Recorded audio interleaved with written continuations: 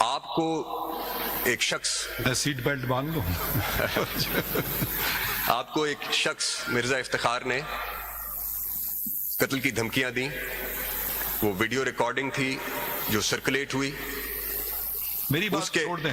میں نہیں، مجھے اس پہ کرنے دیں بات. یہ ضروری ہے یہ بات کرنا اس لیے ضروری ہے کہ آج جب ہم اس خط کو دیکھ رہے ہیں تو ہم یہ ساری تاریخ کو بھی دیکھیں گے اور پھر ہم اس کے اوپر دیکھیں گے کہ ریسپیکٹیو انسٹیٹیوشنل رسپانسز کیا تھے. اس وقت کی حکومت کے کیا تھے، آج کی حکومت کے کیا ہیں، اس وقت کی سپریم کورٹ کے کیا تھے اور آج کی سپریم کورٹ کے کیا ہیں. پھر ہم یہ دیکھیں گے سر. اس لیے مجھے یہ بات پلیز کرنا ہے. آپ کی اہلیہ Mrs Isa F I R درج کرانے گئیں. ایف آئی آر درج نہیں ہوتی تھی. وفاقی حکومت نے وہ معاملہ ریفر کیا ایف آئی اے کو، جس نے اس میں سے دہشت گردی کی دفعات منہا کر کے اس کو پیکا کے نیچے اس ایف آئی آر کو درج کیا. مسز عیسیٰ نے 161 کا ضابطہ فوجداری کا بیان ریکارڈ کرایا، جس میں انہوں نے 2 افراد کو، مرزا شہزاد اکبر جو اس وقت وفاقی مشیر داخلہ تھے اور لیفٹیننٹ جنرل فیض حمید کو جو اس وقت D G I S I تھے، ان دونوں کو انہوں نے مینشن کیا اس بیان میں. مگر کیا ہوا؟ کوئی ایکشن نہیں ہوا وفاقی حکومت کی طرف سے. اس وقت سپریم کورٹ نے کنٹیمپٹ آف کورٹ کی پروسیڈنگز انیشیٹ کیے اس شخص کے خلاف، مرزا افتخار کے خلاف. چارج فریم کیا، مگر اس کے بعد کچھ نہیں ہوا. اس سارے عرصے میں 2 چیف جسٹس صاحبان ریٹائر ہو گئے. تو میں یہ آپ کو یہ ضرور بتانا چاہتا ہوں کہ جب آپ کسی بھی حکومت کا کانڈکٹ دیکھیں گے تو آپ یہ بھی دیکھیں گے کہ اس وقت کی جو وفاقی حکومت ہے اس نے، آپ نے کہا within 24 hours, less than 24 hours prime minister was here.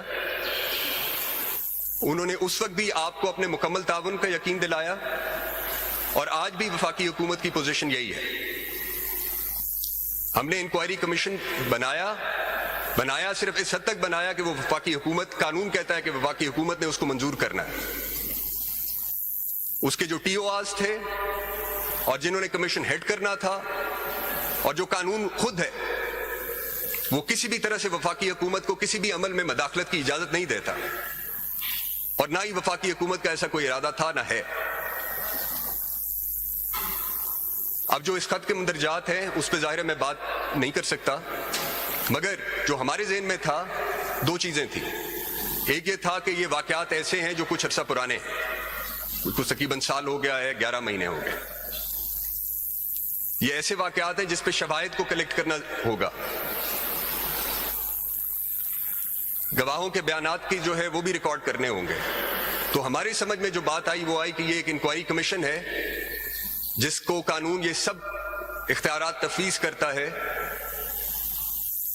تو وہ یہ کام کر سکے گا اور اس کی سربراہی ایک سابق چیف جسٹس آف پاکستان کو کرنی چاہیے، جو آپ کی طرف سے آیا. ہم نے اس کو بالکل کوئی کسی قسم کی ہم نے اس سے کوئی 2 رائے نہیں تھی اور وفاقی حکومت نے اس کو قبول کیا، اس کو منظور کیا.